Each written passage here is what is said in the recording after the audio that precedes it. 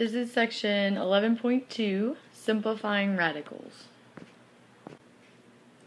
Okay, so when we normally think about a radical, we usually think of a square root or a square root symbol.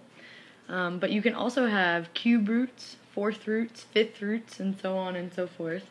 So in general, we call it a radical sign, and then the number or combination of numbers and variables under the square root or the radical sign is called the radicand. So a radical is in simplest form if there are no perfect squares left in the radicand. What allows us to simplify a radical is the product property of radicals. So the square root of AB, for example, is the same thing as the square root of A times the square root of B. For another example, the square root of 4x is the same thing as the square root of 4 times the square root of x. And since the square root of 4 is 2, simplified, that's 2 times the square root of x. So 2 times the square root of x would be the simplest form of that radical. And that's what we want to get it in. We have another example, the square root of 32. Now 32 is not a perfect square, but we can still simplify it. So 32 is 16 times 2. 16 is a perfect square, so the square root of 16 is 4. So we can simplify it as 4 times the square root of 2. For another example, we have the square root of 9 times x cubed. Remember, the square root of x squared is x, so we can just break it up to be helpful. So the square root of 9 is 3, the square root of x squared is x, and then we can't simplify the square root of 1x, so that has to stay under the radical. Okay, so I think there is an easier way to remember how to simplify radicals, and you can call it the jail method, or you could call it something else if you want. But what we're going to do is take the number that we're trying to simplify. Now 48 is not a perfect square, so I know that I'm basically trying to find perfect squares. And to do that, what I can do is find the prime factorization of that number. Okay, so what I'm going to do is I'm going to take 48 and I'm just going to start dividing prime numbers into it. So remember, prime numbers means that it's only divisible by 1 and itself. So 1, 2, 3, 5, 7, 11, those are all prime numbers. So right off the bat, well, 48 is even, so 2 goes in very nicely. 48 divided by 2 is 24. And 2 is another nice prime number that will go in there, or I could divide by 3, whatever you like, but I'll do another 2. 24 divided by 2 is 12. So this time instead, maybe I'll do 3, that's another prime number. 12 divided by 3 leaves me with 4. And 2 goes into that and leaves me with a 2. So when I get down to a prime number, I know there's nothing else I'm going to divide into it. Okay, so because of the product property of radicals, I can rewrite this as 2 times 2 times 3 times 2 times 2. Now, when we take a square root of something, it's because it's a perfect square. A number times itself gave us that number. So what I want you to think about is all of these numbers are in jail. In the radical, they are stuck inside jail. And the only way to get out of jail is with a partner. If you're by yourself, you're out of luck. There's no way you're getting out. Okay, so as you can see, we have a pair of 2's here and a pair of 2's here. So those guys are lucky. They get to come out. Alright, but only one of them is going to make it. So on the outside, I end up with a 2 and another 2, each coming from these pairs. And then 3, well, that poor guy does not have a partner, so he cannot get out of jail, so he has to stay under the radical. 2 times 2 is 4, so 4 times the square root of 3 would be the simplest version of the square root of 48. Okay, now the reason that works, remember, 2 times 2 is 4, and the square root of 4 is 2. So that's why it ends up being just one of them on the outside. Here's another example. This one's a little bit more complicated, but I'm going to do the same thing. I have 180, and I'm going to start dividing that. So,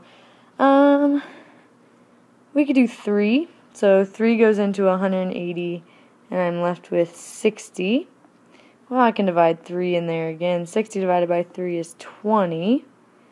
And this time, maybe I'll divide by 5. That's a nice prime number. 20 divided by 5 is 4.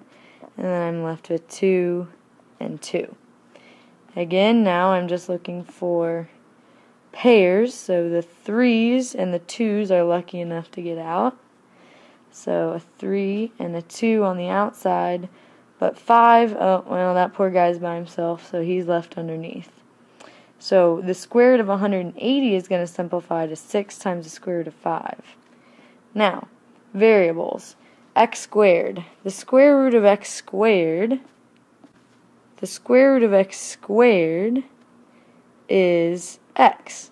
So what you can think about is under that square root you still have an x, and then 7 y's. So y, and y. 1, 2, 3, 4, 5, 6, 7. Okay, and the same rule applies for them. So the only way they get out of jail is if they have a partner. Okay, and that poor y is left by himself. So now 1x, 1y, 1y, 1y will come out. 6x, y, and the 5y is left under the square root. So now 6xy cubed times the square root of 5y.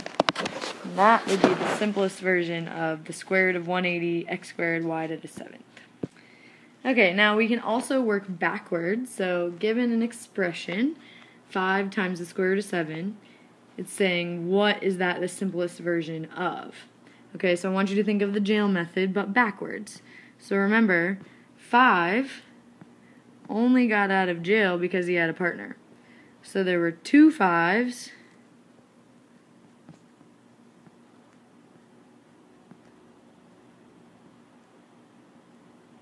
inside.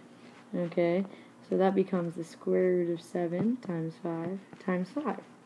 Well, 5 times 5 is 25, times 7 is 175. Okay, this time, notice, we have a cube root. So there's a 3 right there. So this time, this is a more secure jail, and so the only way you get out of this jail is if you have 3 people to help you. Okay, so I'm going to do the same thing I did before with the 135. I'm going to start dividing by prime numbers. So 135, well, 5 goes into that. And you get 27. And now 3 is a good prime number that will go into 27. And I'm left with 9. And then again, 3 will go into that 3 times. Now I'm left with 3 prime numbers, so I can't go any further. And remember, this time I have a cube root, so the only way you're getting out is if there's 3 people. Okay? But, sadly, again, only 1 will make it out. So, 3 goes on the outside, and then I'm left with a 5 still on the inside. Now, same thing with the variables, only this time you only get out if there's 3. So I have 7 A's. 1, 2, 3, 4, 5, 6, 7. Okay.